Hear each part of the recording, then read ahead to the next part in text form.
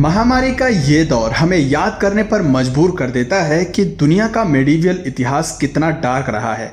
ये कोई पहली बार नहीं है जब पूरा विश्व बीमारियों से जूझ रहा है, बल्कि मध्यकालीन इतिहास में भी ऐसे कई दौर आए जब लाखों लोगों को अपनी जान गंवानी पड़ी। केवल युद्ध ही लोगों की जान माल के लिए जिम्मेदार नहीं रहे हैं, बल्कि महामारी के चलते भी कई लोग मरे हैं। देश के देश तबाह हो गए और कई लोगों ने अपना सब कुछ खो दिया। ज्यादातर ये बीमारियां हाइजीन की कमी, दवाइयों की कमी और शोध विज्ञान के क्षेत्र में पीछे रहने की वजह से भी फैली। आज की वीडियो इतिहास में फैली कुछ ऐसे ही बीमारियों के नाम हैं जो अब तक की सबसे घातक बीमारियां रही हैं और जिन्होंने पूरी दुनिया को अंधकार में ढकेला है। शुरुआत करते हैं प्लेग से। आप में से कई लोगों ने प्लेग का नाम जरूर सुना होगा। ये कहना गलत नहीं होगा कि प्लेग मध्यकालीन युग की सबसे खतरनाक बीमारियों में से एक रही है। इतिहास गवाह है कि इस महामारी ने दुनिया की आधी से ज्यादा आबादी को मिटा दिया था। आज भी इसे दुनिया में फैले सबसे घातक इन्फेक्शंस में से गिना जाता है, क्योंकि इस बीमारी ने यूरोप के कई गांव और शहरों को हमेशा के लिए खंडहर बना दिए। मरे हुए लोगों की तादाद इतनी ज्यादा थी कि शमशान घाट छोटे पड़ गए थे।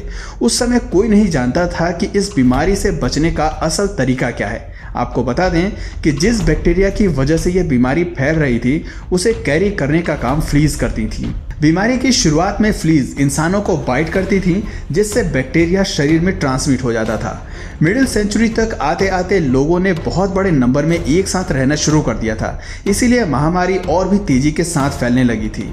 कोल्ड और कफ के जरिए ये लोगों में स्प्रेड होती थी। आपको जानकर हैरानी होगी कि इस बीमारी की मृत्यु दर लगभग 95% थी, यानी कि प्लेग से इन्फेक्टेड 100 लोगों में से 95 लोगों का मरना तय होता था।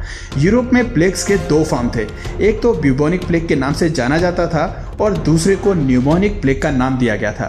दोनों ही स्थिति में सिम्टम्स तेज सिर दर्द और हेलुसिनेशन से शुरू होते थे और धीरे धीरे स्थिति बिगड़ती चली जाती थी। खून की उल्टी से लेकर चेहरे के काले पड़ने और ग्लैंड्स की पूरी तरह फूल जाने जैसी सभी लक्षण मौत के करीब आने की ओर इशारा करते थे। धीरे धीरे लोगों की सांस उखड़ने लगती थी और शरीर के कई जगह सड़ने लगते थे। ऐसे में आप समझ सकते हैं कि लोगों को कितनी बदतर मौत मिल रही थी। सबसे बड़ी और हैरान करने वाली बात तो ये थी कि इतिहास में यह बीमारी केवल एक बार नहीं आई, बल्कि इसने पूरी दुनिया में 3 बार दस्तक दी। पहली बार यह बीमारी 541 सेंचुरी से लेकर 700 सेंचुरी तक केवल यूरोप में फैली। मौत का भव्य तांडव करने के बाद 1346 से 1353 के बीच ब्लैक डेथ के नाम से इस महामारी ने पूरे यूरोप में पैर पसारे और 60 से 70% आबादी को मरने के लिए मजबूर कर दिया। प्लेग की तीसरी लहर हमें भारत और चाइना के यूनान प्रोविंस में देखने को मिली। 1855 में चाइना से शुरू हुई इस बीमारी ने दोनों देशों में भारी तबाही मचाई। लाशों का ढेर इकट्ठा हो गया। 11 से 12 मिलियन लोग ऐसे ही महामारी की भेंट चढ़ गए और वैज्ञानिक और डॉक्टर्स चाहकर भी उन्हें बचाने के लिए कुछ नहीं कर पाए। Small pox. अब बात करते हैं इस लिस्ट की दूसरी महामारी की, जो वायरल इन्फेक्शन के चलते फैली। हम बात कर रहे हैं स्मॉल पॉक्स की, जो किसी जमाने में बेहद ही इन्फेक्शियस महामारी हुआ करती थी। हालांकि आज भी ये एक घातक बीमारी है, लेकिन आज हमारे पास इसका इलाज है। बात करें प्राचीन इतिहास की, तो इसे विश्व की सबसे बड़ी महामारियों में से एक माना गया है, क्योंकि सदियों से स्मॉल पॉक्स के चलते कई लोगों ने अपनी जान गंवाई है। स्मॉल पॉक्स की शुरुआत मिडिल यूरोप से शुरू हुई थी, जहां यह वायरस तेजी से फैला था। एक समय ऐसा भी आया था जब यह बीमारी यूरोप के घर घर में पहुंच गई। सभी के शरीर में बड़े बड़े अल्सर निकल आए, जिन्होंने बाद में बड़े स्केर्स का रूप ले लिया। इसके अलावा तेज सिर दर्द, बुखार, उल्टी और बैक पेन भी इसके प्रमुख लक्षण थे। इस बीमारी के चलते कई लोगों ने अपनी जान गंवाई और जो लोग बचे उनमें से कई लोगों ने अपनी आंखों की रोशनी खो दी। आखिरकार बहुत कुछ खोने के बाद 1796 में इस बीमारी की वैक्सीन को खोज निकाला गया, लेकिन सभी लोगों को वैक्सीनेटेड करने में करीब 2 दशक का समय लग गया। इस दौरान लगभग 300 मिलियन लोगों ने अपनी जान गंवा दी। Spanish flu. साल 1918 से 1919 के बीच पूरी दुनिया में लगभग 550 मिलियन लोग एक ऐसी घातक बीमारी से इन्फेक्टेड हुए जिसकी शुरुआत स्पेन से हुई। स्पेनिश फ्लू ने अपने ही देश में 40% से ज्यादा लोगों को पूरी तरह चपेट में ले लिया। इस बीमारी की सबसे बड़ी बात थी कि यह बिना किसी सिम्टम्स के दूसरे लोगों में ट्रांसमिट हो जाती थी और कुछ ही दिनों में लोगों का कॉम्प्लेक्शन नीला पड़ने लगता था। दूसरी स्टेज में उनमें निमोनिया के लक्षण दिखाई देते थे, उनके मुंह से खून निकलने लगता था और वायरस के चलते लंग्स में इंटरनल ब्लीडिंग होने लगती थी। इसका परिणाम ये था कि लोग अगले ही दिन मर जाते थे। स्पेन में कई लोगों की जान लेने के बाद जहाज और एयर लीडरशिप के विकास के चलते स्पेनिश फ्लू पूरी दुनिया में फैल गया। कई देशों में बीमारी की रोकथाम के लिए पब्लिक प्लेसेस को बंद कर दिया गया, लेकिन उसमें भी कोई फायदा नहीं हुआ। स्कूल, कोर्ट, चर्च और सिनेमा जैसी जगहों को 1 साल के लिए बंद कर दिया गया, लेकिन फिर भी 50 से 100 मिलियन लोग इस बीमारी के चलते हमेशा के लिए इतिहास बन गए। कॉलेरा 18वीं सदी ने केवल दुनिया को विकास ही नहीं दिया, बल्कि ऐसी बीमारी भी दी जिससे लड़ने में पूरे विश्व को कई दिक्कतों का सामना करना पड़ा। हम बात कर रहे हैं कॉलेरा की। 18वीं सदी में जैसे जैसे व्यापार और ट्रांसपोर्ट बढ़ा, उसी के साथ साथ जलवायु में भी भारी परिवर्तन देखने को मिला। इसके अलावा जितनी तेजी से यूरोपियन कॉलोनिस्ट ने सेंट्रल एशिया में अपना कब्जा जमाया, उतनी ही तेजी से ये कॉलेरा बाकी देशों में भी फैलने शुरू हो गए। 1817 से लेकर 1961 तक 7 बार महामारी ने यूरोप को अपनी चपेट में लिया, जिसमें से 3 बेहद ही घातक साबित हुए।